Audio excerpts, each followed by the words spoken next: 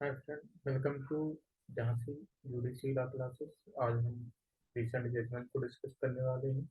तो 8 अप्रैल 2024 का ये जजमेंट है, उत्तर प्रदेश मदरसा शिक्षा बोर्ड के संबंध में है। तो केस का नाम है अंजुम कादरी एवं अन्य बनाम भारत संघ। तो इसका थोड़ा सा बैकग्राउंड जान लेते हैं। क्योंकि इलाहाबाद हाई कोर्ट में ये केस चल रहा था, तो इलाहाबाद हाई कोर्ट ने जो उत्तर प्रदेश मदरसा शिक्षा बोर्ड अधिनियम 2004 था उसको रद्द कर दिया था। और इसके पीछे तर्क ये दिया था कि यह पूर्णतः धार्मिक शिक्षा पर अवलंबित है और इसलिए ये वर्तमान शिक्षा नीति के कंट्रोविंग यानी विरुद्ध है। इसलिए इसे रद्द कर दिया था। तो इसके खिलाफ में स्पेशल पिटीशन सुप्रीम कोर्ट में दायर की गई। तो सुप्रीम कोर्ट के जो अभी वर्तमान चीफ जस्टिस हैं, डीवाई चंद्रचूड़ जी, जस्टिस जे बी पालीवाला जी, जस्टिस मनोज मिश्रा जी, इन लोगों ने जो बेंच हुई थी, तो इन्होंने इसके फेवर में निर्णय लिया है मदरसा बोर्ड के, और कहा है कि उत्तर प्रदेश मदरसा शिक्षा बोर्ड अधिनियम 2004 को रद्द करना उच्च न्यायालय ने प्रथम दृष्टया अधिनियम के प्रावधानों को गलत समझा है। और अधिनियम के किसी भी धार्मिक निर्देश जो है उसमें ऐसा कोई प्रावधान नहीं करता था अधिनियम धार्मिक निर्देश देने टाइप का। और उन्होंने कहा है कि विधि का उद्देश्य चरित्र में नियामक है, यानी जो यह विधि है मदरसा शिक्षा बोर्ड अधिनियम, यह नियामक प्रकृति की है, ना कि धार्मिक प्रकृति की है। तो आगे चलते हैं, इस केस के बैकग्राउंड को देखते हैं। तो ये चर्चा में क्यों था? तो चर्चा में इसीलिए आया कि जो उत्तर प्रदेश मदरसा शिक्षा बोर्ड अधिनियम 2004 था उसको उच्च न्यायालय ने असंवैधानिक घोषित किया था। और उसके पीछे का लॉजिक ये दिया था कि यह धार्मिक निर्देश का प्रावधान करता है। तो इसके खिलाफ याचिकाएं भी दायर की गई थी। और इसमें मुख्य रूप से जो याचिका थी मैनेजर्स एसोसिएशन मदरसा की ओर से जो वरिष्ठ अधिवक्ता शिव मनुष्य निधि ने इसका पक्ष लेते हुए कहा कि 120 वर्षों से ये अस्तित्व में था और इसे अचानक रूप से बाधित किया गया, जिससे 17 लाख छात्र और 10,000 शिक्षक प्रभावित भी हुए हैं। क्योंकि जो हाईकोर्ट था इलाहाबाद हाईकोर्ट, उसने लोकस स्टैंडाई यानी जो इसको चैलेंज कर रहे थे उनको क्या चैलेंज करने का अधिकार था या नहीं था, इस चीज की जांच ही नहीं की हाईकोर्ट ने। तो ये उन्होंने मुख्य कंटेंशन दिया था। और भी देखते हैं आगे। और इन्होंने चूंकि इलाहाबाद हाईकोर्ट ने अपने जजमेंट में रीजनिंग लगा की थी, क्योंकि यह पूर्णतः धार्मिक शिक्षा पर अवलंबित है, तो उन्होंने यह कहा कि क्योंकि इसमें आधुनिक विषय ही नहीं जाते हैं, यह गलत है। क्योंकि गणित विज्ञान या हिंदी अंग्रेजी आदि विषय भी यहाँ पर पढ़ाए जाते थे। और जो इसके संबंध में 1908 में जो एक संहिता बनाई गई थी मदरसों के लिए, और जिसे 1987 के नियम द्वारा रेगुलेट किया गया, बाद में 2004 का जो अधिनियम लाया गया, तो ये केवल एक रेगुलेटरी टाइप में था, नियामक टाइप में था। और जिसे राज्य संविधान के अनुसूचित 3 में और प्रविष्टि संख्या 25 के अनुसार वो राज्य लागू करने में सक्षम था।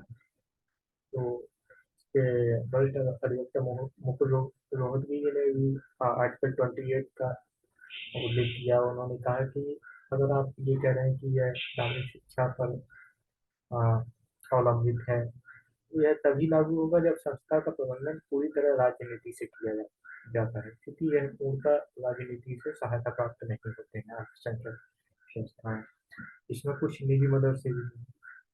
तो 28(2) का भी इन्होंने अनुच्छेद 28(2) का भी इन्होंने रेफरेंस दिया है, क्योंकि यह कहा है कि शैक्षणिक संस्थान उन पर नहीं लागू होगा जो राज्य द्वारा प्रशासित है, लेकिन किसी प्रकार से बंदोबस्ती या न्यास के अधीन स्थापित किए गए हैं, और जिसके लिए आवश्यक है कि ऐसे संस्थान में धार्मिक शिक्षा प्रदान की जाएगी, तो इन पर यह लागू नहीं होगा। आगे देखते हैं।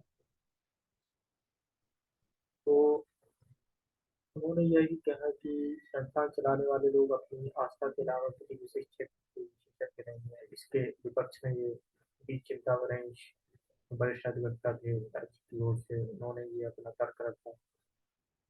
और भी तर्क दिए गए। कि जो हाईकोर्ट का निर्णय है वो दोषयुक्त नहीं है। ये भी जो ट्रेडिशनल जनरल थे उन्होंने कहा कि मदरसों को, उन्होंने कहा कि मदरसों को हमारा पंगु बनाने का कोई आशय नहीं है।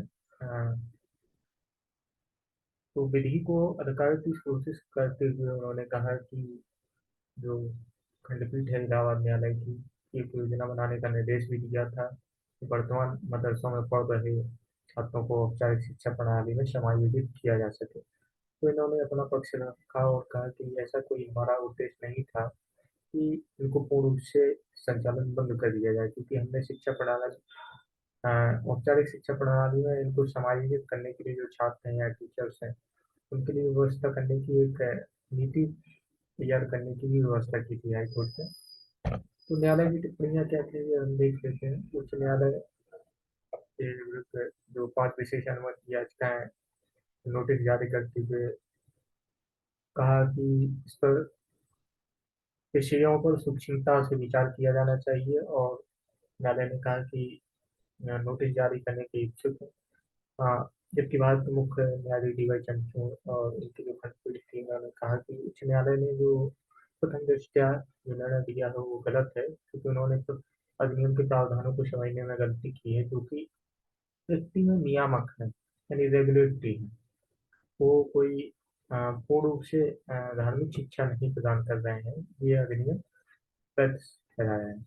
तो अधिनियम का थोड़ा सा अवलोकन कर लेते हैं। उत्तर प्रदेश राज्य मदरसा इस्लामी शैक्षिक संस्थान विनियमन और नियंत्रण कानून है, क्योंकि इसे देखने से प्रतीत होता है ये मदरसाओं की स्थापना, मान्यता या पाठ्यक्रम और प्रशासन के लिए फ्रेमवर्क प्रदान करती है, और राज्य मदरसा गतिविधियों को देखरेख या उन पर सुपरविजन कंट्रोल रखती है।